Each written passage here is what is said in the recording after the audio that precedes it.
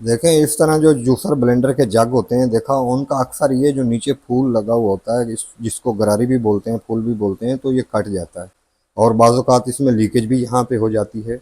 जिसके पास भी juicer blender है तो उसमें ये मसला लाजमी आता है। 3 दिन पहले आया है और इसकी ये देखें ये गरारी कट गई है। ठीक है, इसकी गरारी क्यों कटी है ये आपको बताता हूँ। अब देखें ये जो जग है ये 8 साल चला है, 8 साल में इसकी एक दफ़ा भी ना तो यहाँ से लीकेज हुई है और ना इसकी ये गरारी कटी है। ये आप देखें बिल्कुल ओरिजिनल है और अभी भी बिल्कुल नई पड़ी हुई है।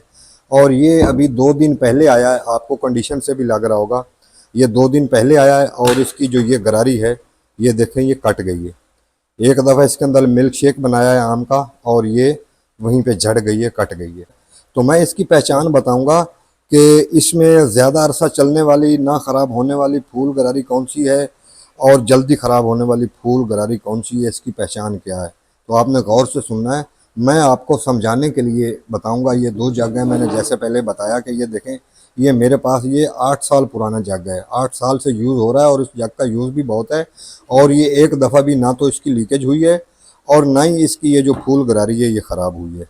तो इसकी वजह क्या है, और ये 2 दिन चलने के बाद ख़राब हो गई है, तो आखिर इसकी वजह क्या है।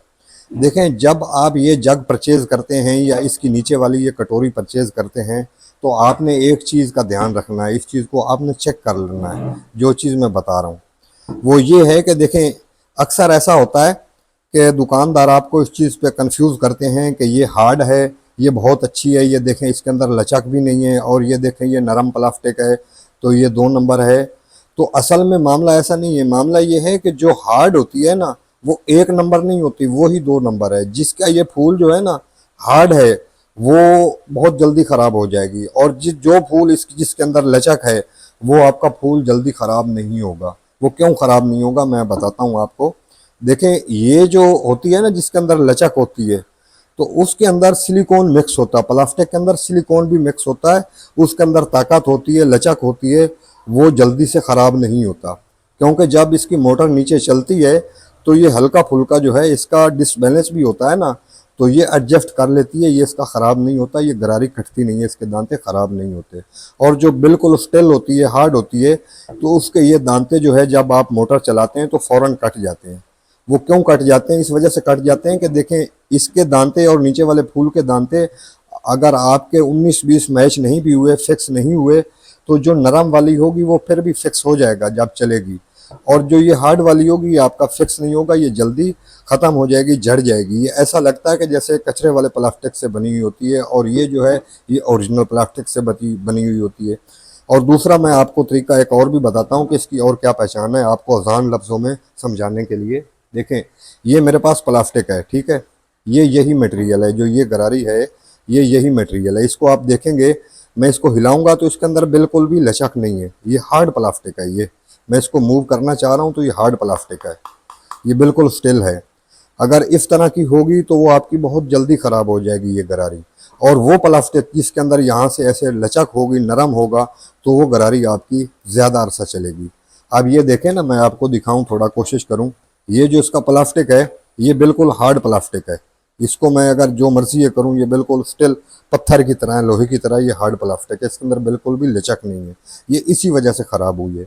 अब देखें जो मैं 8 साल से चला रहा हूँ, मैं आपको दिखाता हूँ, ये देखें ये 8 साल से चल रही है और जेन्युइन है, और ये एक दफ़ा भी ख़राब नहीं हुई। तो इसकी वजह ये है, देखें मैं आपको दिखाता हूँ, इसकी आप लचक चेक कीजिएगा, मैं पेचकस की मदद से आपको दिखाता हूँ। देखें ये इसका दांता है, इसको मैं हिलाऊंगा तो ये देखें ये कि ये अंदर इसके ये लचक है, ये देखें, ये आप देखिएगा कि ये देखें ये दब रही है, इसके अंदर लचक है। ये इस वजह से ख़राब नहीं हुई क्योंकि इसके अंदर लचक है। अगर ये इसके अंदर लचक नहीं होती, ये बिल्कुल हार्ड होती इसकी तरह, ये कुछ चल चल के भी पुरानी है तो इस वजह से भी हल्की सी हार्ड हो गई है। तो ये बिल्कुल नरम थी, जब नया आया तो ये बिल्कुल नरम थी।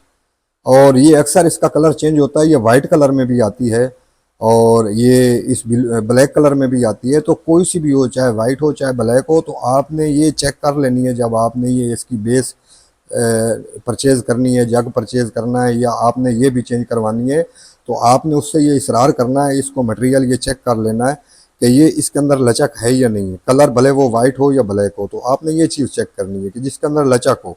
ये लचक वाली गरारी आपकी ज़िंदगी में कभी ख़राब नहीं होगी। और इसके अंदर लीकेज भी नहीं होगी। इसी वजह से नहीं लीकेज होगी कि हल्की फुल्की अगर वाइब्रेशन होगी या डिसबैलेंस होगा तो ये बिल्कुल अंदर से सील को भी नहीं काटेगी, ये आराम से एडजस्ट कर लेगी। ठीक है। और जिसके अंदर देखें बिल्कुल स्टिल होगा इस तरह का, ठीक है, पत्थर की तरह होगी, जैसे मैंने ये बताया कि इस प्लास्टिक में होगी तो वो आपकी इसकी वाइब्रेशन भी नहीं बर्दाश्त करेगी, वो फ़ौरन ख़राब हो जाएगी। ठीक है। तो ये पहचान है। इसकी लीकेज भी 50% इसी वजह से आती है और ये गरारी भी ख़राब इसी वजह से होती है।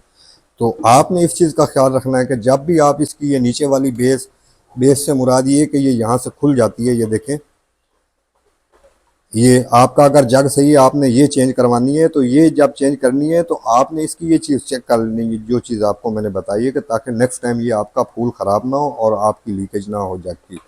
ठीक है। तो आपने जब भी लेना है इसकी बेस या ये फूल डलवाना है तो आपने इन चीज़ों को चेक कर लेना है। इंशाल्लाह ये मसला आपका नहीं आएगा दोबारा।